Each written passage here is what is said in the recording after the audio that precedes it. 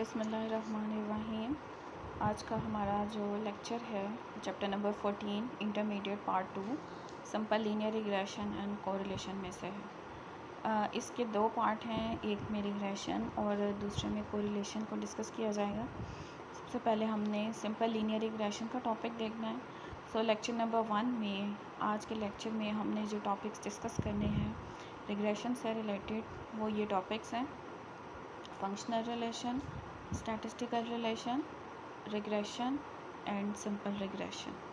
So let's start our lecture. सबसे पहले है फंक्शनल रिलेशन।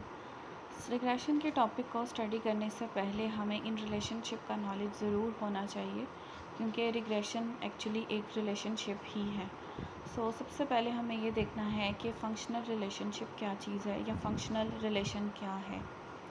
फंक्शनल रिलेशन जो है वेरिएबल्स के दरमियान एक ऐसा रिलेशन होता है जिसमें वेरिएबल्स आपस में एग्जैक्टली या परफेक्टली रिलेटेड होते हैं। इस रिलेशन को हम मैथमेटिकल, डिटर्मिनिस्टिक या नॉन रैंडम भी कहते हैं। इसको हम किसी न किसी मैथमेटिकल फार्मूले की शेप में लिखते हैं, जैसे y = f(x). इसका मतलब ये है कि y which is a dependent variable is a function of x independent variables, और x और y आपस में exactly या perfectly related हैं। For example, यहाँ पे मैंने एक फंक्शनल रिलेशन की एग्जांपल दी है, that is area of a circle. इसका फार्मूला हमें पता है, a = πr²। अब अगर हमें पाई की वैल्यू का पता हो, हमें r की वैल्यू का पता हो, तो area of a circle exactly determine किया जा सकता है। a = πr², जो कि एरिया ऑफ ए सर्कल का फार्मूला है, ये एक एग्जैक्ट रिलेशनशिप है जिसको हम फंक्शनल रिलेशन का नाम देंगे। We can uniquely determine values of y having knowledge of x in functional relationship. Functional relationship जैसे कि हम पढ़ चुके हैं या अभी डिस्कस कर रहे हैं कि वेरिएबल्स के दरमियान एक एग्जैक्ट रिलेशन होता है। इसकी वजह से अगर हमें x की या इंडिपेंडेंट वेरिएबल की वैल्यूज़ का पता हो तो हम इजीली डिपेंडेंट वेरिएबल की यूनिक वैल्यूज़ प्रोड्यूस कर सकते हैं। जैसे आपने ऊपर जो एग्जांपल मैंने दी है, a = πr², ये एक एग्जांपल फंक्शनल की इसीलिए है क्योंकि अगर हमें राइट हैंड साइड की चीज़ों का पता है तो हम लेफ़्ट हैंड साइड को यूनिकली डिटरमिन कर सकते हैं। नेक्स्ट है what is statistical relation. Unlike mathematical और फंक्शनल रिलेशन, स्टैटिस्टिकल रिलेशन इनएग्जैक्ट होता है, नॉट परफेक्ट होता है। इसके जो वेरिएबल्स के दरमियान स्टैटिस्टिकल रिलेशन का मतलब ये है कि वेरिएबल्स आपस में इनएग्जैक्टली रिलेटेड हैं।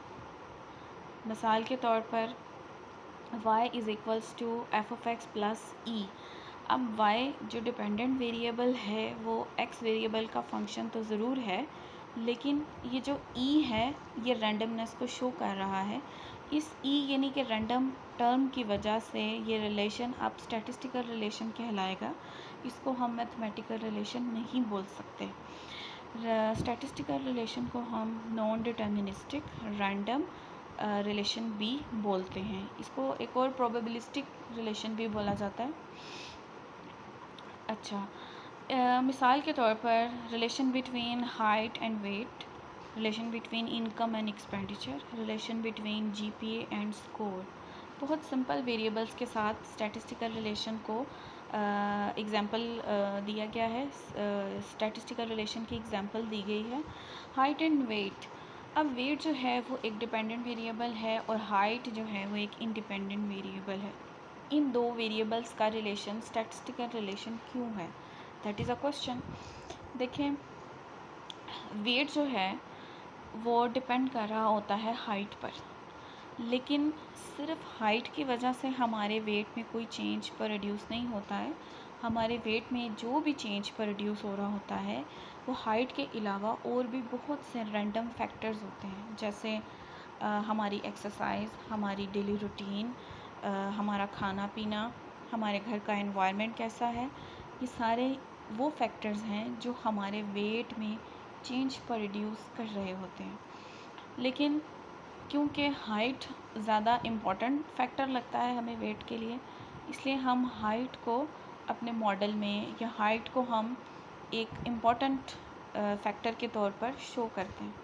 लेकिन जो रैंडम इफ़ेक्ट्स हैं बाकी चीज़ों के, वो सामने नज़र नहीं आते, लेकिन हमारे वेट को इफ़ेक्ट कर रहे होते हैं। इसकी वजह से जो रैंडम फैक्टर्स हैं उनकी वजह से ये स्टैटिस्टिकल रिलेशन बन जाता है। हाइट और वेट का रिलेशन एग्जैक्ट रिलेशन नहीं हो सकता। हाइट और वेट का एग्जैक्ट रिलेशन होने का मतलब ये होगा कि वेट सिर्फ़ और सिर्फ हाइट की वजह से होता है। इसका मतलब यह है कि अगर किसी बंदे की हाइट लंबी है तो उसका वेट ज़्यादा होगा, अगर किसी बंदे की हाइट कम है तो उसका वेट कम होगा, जबकि ये कोई सेंस नहीं बनाता है। We cannot uniquely determine the values of y having knowledge of x in statistical relation. अब आप डिपेंडेंट वेरिएबल जो y है उसको यूनिकली डिटर्मन नहीं कर सकते। क्यों नहीं कर सकते? क्योंकि जो x वेरिएबल आपने इंक्लूड किया हुआ है उसके अलावा भी रैंडम फैक्टर्स मौजूद हैं जो कि y को इफ़ेक्ट कर रहे हैं। इसलिए उस रैंडमनेस की वजह से, उन रैंडम फैक्टर्स की वजह से आप कभी भी स्टैटिस्टिकल रिलेशन में y की यूनिक वैल्यूज़ डिटरमिन नहीं कर सकते। अब हम आ जाते हैं रिग्रेशन पे। What is regression? Regression studies predictive relationship between two quantitative variables. देखें, रिग्रेशन जो है एक्चुअली इटसेल्फ एक रिलेशनशिप होता है बिटवीन टू क्वांटिटेटिव वेरिएबल्स। दो क्वांटिटेटिव वेरिएबल्स के दरमियान जो एक रिलेशनशिप है उसको हम स्टडी कर रहे होते हैं, वो दरअसल रिग्रेशन है। और क्वांटिटेटिव वेरिएबल्स किस तरह के होते हैं? एक डिपेंडेंट होगा और दो या दो से ज़्यादा इंडिपेंडेंट वेरिएबल्स होंगे। मैंने इसकी दूसरी डेफिनेशन में लिखा है the study of linear relationship between one dependent and one or more independent variable is called regression. तो पहली भी इसकी एक डेफिनेशन है, दूसरी भी इसकी डेफिनेशन है। आपको जो इजी लगती है आप उसको कर सकते हैं।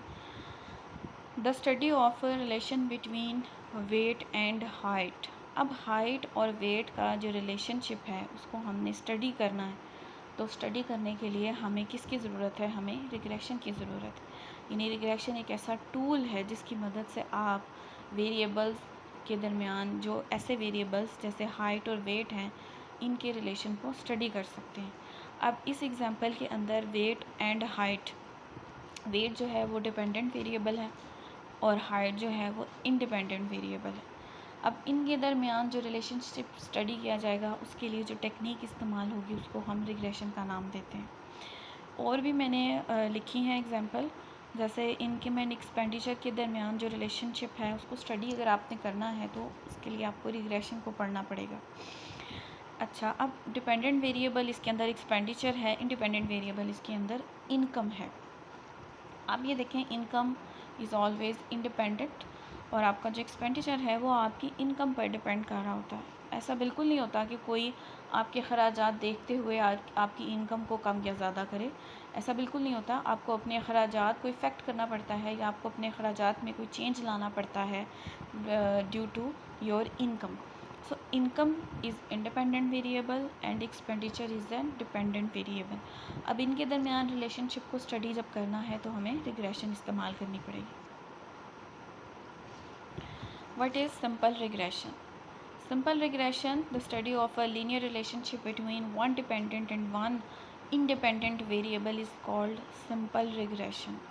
सिंपल लीनियर रिग्रेशन ये है कि आपके पास डिपेंडेंट वेरिएबल भी एक है, आपके पास इंडिपेंडेंट वेरिएबल भी एक है, आप उनके दरमियान रिलेशनशिप को स्टडी कर रहे हो, तो उसको हम सिंपल रिग्रेशन के थ्रू स्टडी करेंगे। जैसे वेट है और एज है। अब weight is Y dependent variable है, एज जो है वो इंडिपेंडेंट वेरिएबल है। हम चाहते हैं कि हम वेट को एज के साथ स्टडी करें, तो इसके लिए हमें सिंपल रिग्रेशन की ज़रूरत पड़ेगी क्योंकि हमारे पास वेरिएबल सिर्फ एक ही है, इंडिपेंडेंट वेरिएबल सिर्फ एक ही है जो कि एज है। नेक्स्ट आपका होमवर्क जो है वो एक तो आपने कंपैरिजन करना है फंक्शनल एंड स्टैटिस्टिकल रिलेशन का। कि स्टैटिस्टिकल और फंक्शनल रिलेशनशिप जो है उनका एक अच्छा सा कंपैरिजन आपके माइंड में होना चाहिए, वो तैयार करना है आपने। सेकेंडली मैं आपको ये क्वेश्चन दे रही हूँ स्टूडेंट्स को कि जो रिग्रेशन है ये एक जो रिग्रेशन टेक्निक है ये एक स्टैटिस्टिकल रिलेशन है या एक फंक्शनल रिलेशन है। ये क्वेश्चन जो है इसका आंसर जो है वो आपके माइंड में ज़रूर होना चाहिए। उम्मीद है कि आपको लेक्चर समझ आ गया होगा। अगर कोई प्रॉब्लम हुई तो आप लोग ज़रूर पूछ सकते हैं। You are most welcome. Thank you so much. अल्लाह हाफ़िज़।